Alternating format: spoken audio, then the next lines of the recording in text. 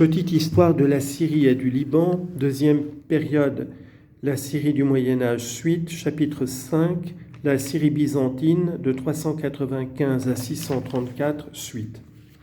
Cinquièmement, histoire religieuse, art religieux et hérésie. À l'exception des Juifs, toute la Syrie était devenue chrétienne. À l'origine existe l'unité de croyance. Il n'y a qu'une hiérarchie ecclésiastique et qu'une circonscription patriarcale, celle d'Antioche. On en détacha bientôt le patriarcat de Jérusalem, dont releva la Palestine. La langue liturgique fut l'araméen ou syriaque, celle du peuple, et dans les grandes villes, le grec employé concurremment avec le syriaque pour les cérémonies du culte. Cette époque vit la diffusion du monachisme.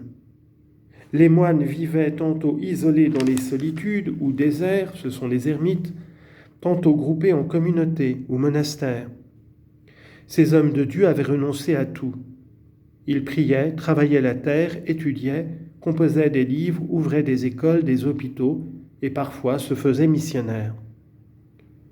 Des moines syriens portèrent le christianisme en Arabie, en Perse et jusqu'au centre de l'Asie.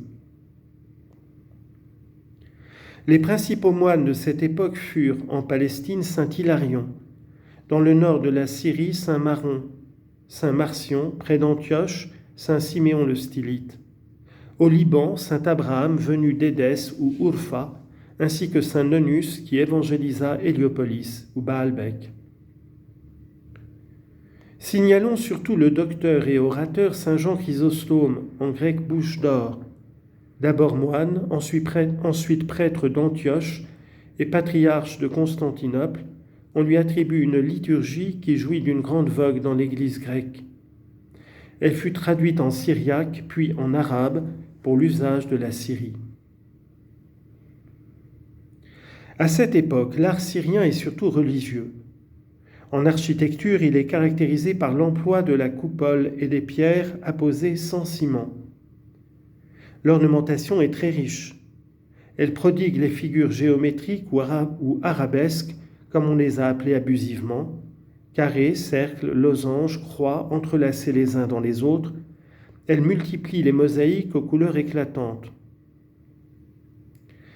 Les conquérants musulmans prirent en Syrie des architectes chrétiens. Le géographe Marc d'Issy vit à la mosquée de la Mecque des mosaïques signées par des artistes syriens et coptes. En Occident, les peintres de manuscrits, les sculpteurs et les architectes s'inspirèrent de l'art syrien. L'exaspération contre le régime byzantin, la manie des discussions et aussi la faiblesse et l'ambition de certains évêques inféodés aux empereurs grecs ouvrirent dans l'Église de Syrie la porte aux sectes ou hérésies.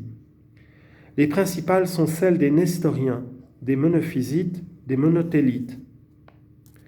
Les nestoriens affirmaient l'existence en Jésus-Christ de deux personnes distinctes et niaient la maternité divine de Marie. Ils furent condamnés par le concile d'Éphèse en 431. Les monophysites ou jacobites affirmaient qu'il n'y a en Jésus-Christ qu'une seule nature. Ils furent condamnés au concile de Chalcédoine en 451. Les monothélites n'admettaient qu'une volonté en Jésus-Christ. Ils furent condamnés en 680 par le concile de Constantinople. Mentionnons, en dehors du christianisme et du judaïsme, la secte plus ou moins clandestine des manichéens. Ils croyaient à l'existence de deux principes, l'un du bien, l'autre du mal. Répandus principalement dans le nord de la Syrie, ils sont les précurseurs des Yézidis.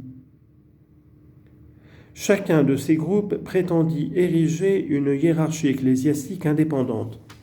C'est l'origine des multiples titres patriarcaux. Persécutés par les Byzantins, les nestoriens émigrèrent en Perse.